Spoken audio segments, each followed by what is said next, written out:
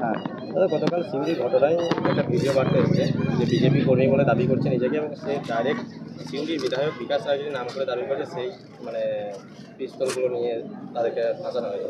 দেখুন, আমি আপনাদের মাধ্যমে আগেও বলেছিলাম, সিউড়িতে যে ঘটনা ঘটেছে সেটা কখনোই কাম্য নয়। কিন্তু বীরভূম জেলা পুলিশ প্রশাসন অতি সক্রিয় এবং সক্রিয়তার সঙ্গে এই ঘটনা তদন্ত শুরু করেছে। বেশ কয়েকজন অ্যারেস্ট হয়েছে এবং যারা দুষ্কৃতী তারা এরিয়ার বাইরে চলে গেছে বলে আমাদের ধারণা, কিন্তু পুলিশ তাদের অ্যারেস্ট করবে। এবার কোথায় কে কী বলছে সে বিষয়ে সঠিকভাবে তদন্ত না করে কোনো কিছু বলা উচিত নয়। কিন্তু একথা বলবো, বীরভূম জেলা পুলিশ অতি সক্রিয় আছে, আইন অনুযায়ী ব্যবস্থা নেওয়া হবে। এর মধ্যে আমার দলের বা কোনো বড় মাথাও যদি যুক্ত থাকে তার বিরুদ্ধে ব্যবস্থা নেওয়া হবে। এটা আমার কথা নয়, এটা মমতা বন্দ্যোপাধ্যায়ের কথা। কোনো অসামাজিক কাজের সঙ্গে কেউ যুক্ত থাকতে পাবে না। সকলকে সামাজিকভাবে সমস্ত সম্পদের মানুষকে নিয়ে চলার বার্তা মমতা বন্দ্যোপাধ্যায় দিয়েছেন। আমরা মমতা বন্দ্যোপাধ্যায়ের সৈনিক, আমাদের কাজ হচ্ছে, আমাদের ডিউটি হচ্ছে মমতা বন্দ্যোপাধ্যায় জনমুখী প্রকল্পগুলো বাস্তবায়িত করেছেন সেগুলো মানুষের দরজায় দরজায় প্রচার করা। এর বেশি কিছু কাজ আমাদের নয়। যদি কেউ অন্য বেশি কিছু কাজ করে থাকেন, পুলিশ আছে, তার মতো ব্যবস্থা হবে, আইন আছে, আইনের মতো চলবে।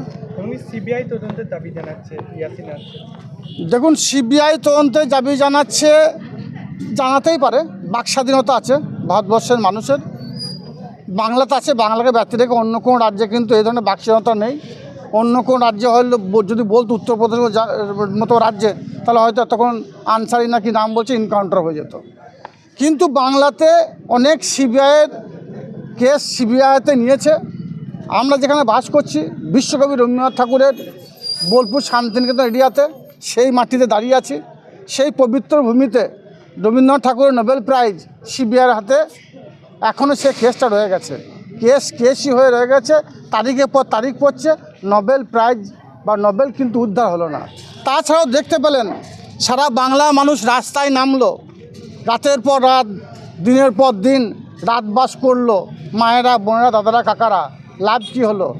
আমাদের রাজ্য পুলিশ যাকে চিহ্নিত করেছিল সেই একজনই আসামি, বাকি দ্বিতীয় কোনো নাম উঠে আসেনি। স্বভাবতই সিবিআই বাংলাতে অনেক কেস তাদের হাতে নিয়েছে, কোনো কেসে সুষ্ঠুভাবে সমাধান করতে পারেনি আর পারবেও না।